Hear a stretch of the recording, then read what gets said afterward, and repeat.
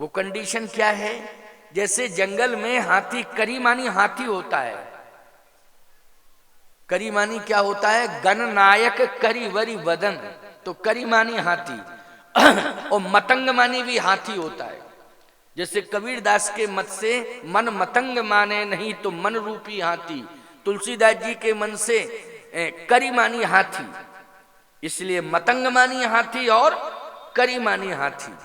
तो मन करी विषय अनल वन जरे, इस चौपाई में मन करी मानी मन रूपी हाथी।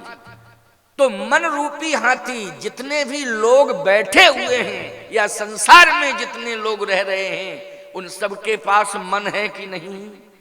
सबके पास मन है। लेकिन यदि वो मन है तो उसको हाथी की संज्ञा दी गई है कि वो हाथी, मन रूपी हाथी। मतंग भी हाथी है और करी मानी भी हाथी। लेकिन मन रूपी हाथी, तो मन रूपी हाथी रहता कहां है? गृहस्थी में रहता है। और गृह कारज नाना जंजाला, गृहस्थी रूपी जंगल में ही वो विचरण करता है। उसको इसलिए नहीं छोड़ता है कि उसे आनंद मिल रहा है, लेकिन एक दिन हाथी को जंगल छोड़ना पड़ता है। कारण यह है कि जब जंगल में आग लग जाती है तो फिर वो भागता है। भागता है कि नहीं भागता? आग लग जाती है तो भागता है, लेकिन जिस दिशा में वो भागता है उसी में उसे आग दिखाई देती है। फिर वो चारों दिशाओं में जाता है, लेकिन किसी भी दिशा में निकलने की कोई गुंजाइश नहीं है। जहां भी जा रहा है जिस दिशा में आग ही आग, चारों तरफ जंगल में आग लग गई है, अब निकलने का कोई चांस नहीं है। अब तो वो यही कहता है कि मरना ही मरना है, अब नहीं बचेंगे, अब नहीं बचेंगे। लेकिन उपाय क्या है बचने का? तो रोने लगता है। और फिर वो जहां खड़ा होता है मध्य जंगल में, तो ये कहता है प्रभु अब मेरे पास कोई उपाय नहीं है, अब मेरा विवेक काम नहीं कर रहा है, क्योंकि चारों तरफ आग लग चुकी है। अब मेरा विवेक काम नहीं कर रहा है, अब आप बचाओ मुझे। इसका मतलब है अब विवेक शून्य हो गया। जबकि बुद्धि का देवता ही तो है, गणेश जी बुद्धि के देवता हैं कि नहीं? और हाथी गणेश का ही प्रतीक है। लेकिन वो कहता है अब मेरी बुद्धि काम नहीं कर रही है, मुझे बचाओ, मुझे बचाओ। तो भगवान कहते हैं कैसे बचाऊं? कहे प्रभु आप ही जानो कैसे बचाओगे। भगवान ने कहा अगर 10-20 किलो वजन के होते तो ऊपर उठा लेता, लेकिन तुम तो हाथी, और तुमको कौन ऊपर उठाए? कहे ऊपर उठाने की आवश्यकता नहीं है। फिर इसी जंगल में एक सरोवर प्रकट कर दो, आज तालाब, और लबालब जल से भरा हो। जहां मुझे सरोवर मिल जाएगा तो मैं उसी सरोवर में प्रवेश कर जाऊंगा और जल में आनंद लूंगा। फिर आग चाहे जितनी लगी रहे जंगल में, लेकिन मेरा कुछ बिगाड़ने वाली नहीं है।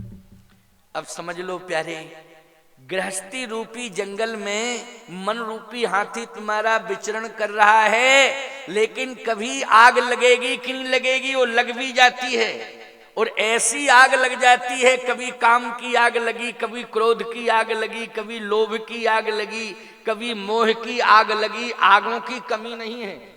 बोलो भाई, कोई ना कोई आग तो मैं कहता हूं कभी कभी तो ऐसी आग लग जाती है गृहस्थी रूपी जंगल में कि लोग फिर यही कहते हैं कि अब तो मरना ही उचित है? मरना ही उचित है, अब मैं बच नहीं सकता हूं। कितने लोग हैं जो मर गए, लेकिन मरने की जरूरत नहीं है, तरने की जरूरत है। क्योंकि मानसरोवर अगर तुम्हारे पास है तो उसमें डूब जाओगे तो मर भी जाओगे और साथ में तर भी जाओगे। बोलो तर जाओगे कि नहीं? लेकिन एक बात और बता दें आपको डरने की जरूरत नहीं है। मन रूपी हाथी आपका अगर गृहस्थी रूपी जंगल में भ्रमण कर रहा है और कहीं यदि समस्याओं की आग लग चुकी है तो मरने की जरूरत नहीं है, बस परमात्मा से प्रार्थना करने की जरूरत है कि हे प्रभु मुझे बचाओ, मेरी रक्षा करो। अब मैं कैसे बच पाऊंगा? तो भगवान कहते हैं चिंता मत करो, तुम्हारा मन रूपी हाथी अगर गृहस्थी रूपी जंगल में है और चारों तरफ गृहस्थी रूपी जंगल में आग लग गई है तो डरने की जरूरत नहीं है, बस रामचरितमानस रूपी मानसरोवर को हाथ में ले लेना और पढ़ते रहना, उसमें डुबकियां लगाते रहना। ये गृहस्थी रूपी जंगल की आग तुम्हारा कुछ भी नहीं बिगाड़ेगी। बोलो ये सरोवर है कि नहीं? पढ़ते पढ़ते पढ़ते पढ़ते ऐसा प्रसंग आ जाएगा कि कोई जो समस्या आई है उससे तुम्हें छुटकारा मिल जाएगा। मिल जाएगा कि नहीं छुटकारा? क्योंकि ये सरोवर है ना सरोवर। इसलिए मन करी विषय अलल बन जरई,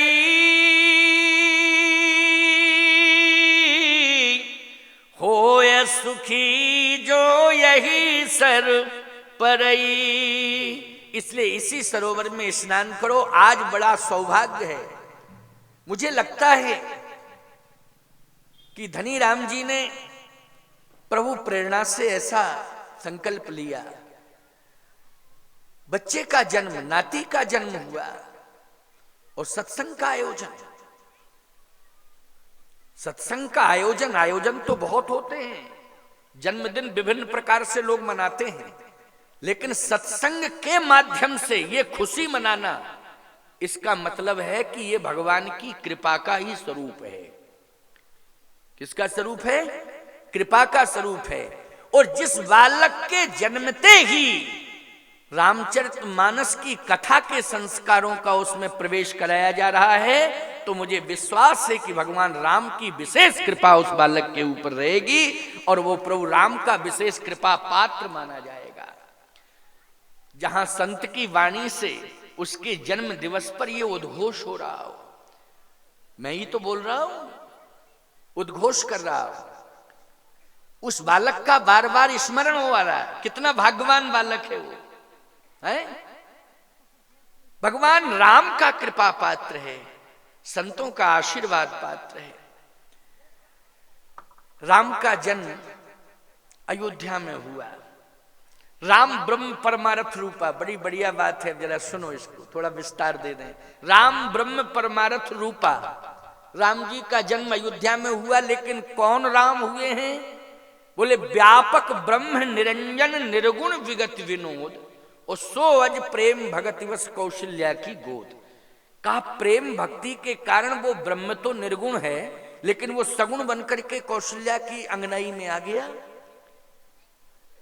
इसका मतलब है कि प्रेम और भक्ति के कारण आया। आया कि नहीं आया?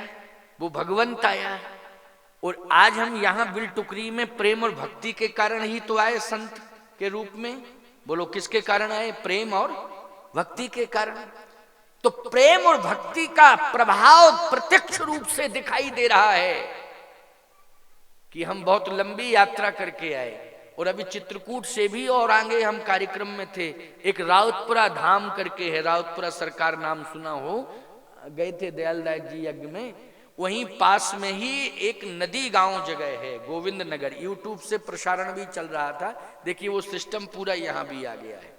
वहीं से मेरे साथी, तो वहां पर एक विशाल गौशाला बनाई गई है, बहुत बड़ी गौशाला बनी है। और एक जंगल में हरिशंकरी माँ, सिद्ध शक्ति पीठ के रूप में है वो हरिशंकरी माँ। तो हरिशंकरी माँ जंगल में थी, लेकिन आज वहां इतना बड़ा विकास हो गया कि समतलीकरण चल रहा है और बहुत बड़ी गौशाला भी बन गई है और एक आस्था मंच बन गया है सत्संग के लिए। उसी के उद्घाटन में मेरी कथा हो रही थी, आस्था मंच के उद्घाटन में। राउतपुरा से, राउतपुरा आप जाओगे तो 4 किलोमीटर वहां से राउतपुरा धाम है। नदी गांव बिल्कुल नदी के तट पर है, गोविंद नगर भी नाम है उसका। और संख्या में भी वो लगभग हमारी समझ में 5-7 हजार की आबादी तो होगी। छोटा एकदम गांव नहीं है वो, 5-7 हजार, परंतु नगर पंचायत है, ग्राम पंचायत नहीं है, नगर पंचायत। टाउन एरिया तुम्हारे यहाँ कहते होंगे उसको, नगर पंचायत को। तो नगर पंचायत, वहां विशाल गौशाला और एक आस्था मंच उसका उद्घाटन हुआ, एक आश्रम भी बनने जा रहा है।